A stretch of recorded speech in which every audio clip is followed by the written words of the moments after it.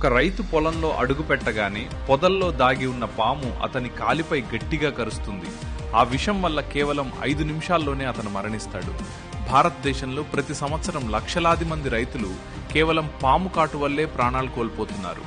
ఈ పరిస్థితిని గమనించిన మోదీ ప్రభుత్వం మరియు కేంద్ర వ్యవసాయ శాఖ మంత్రి శివరాజ్ సింగ్ చౌహాన్ గారు రైతుల కోసం కిసాన్ మిత్ర ఛడి అనే వినూత్న పరికరాన్ని ఆవిష్కరించారు. రైతు ఈ కర్రను పొలంలోకి తీసుకెళ్లి దానిపై ఉన్న బటన్ను నొక్కగానే అది పనిచేయడం ప్రారంభిస్తుంది. ఈ పరికరం తన చుట్టుపక్కల 10 నుండి 15 మీటర్ల పరిధిలో భూమిలో వచ్చే కంపనాలను గుర్తిస్తుంది.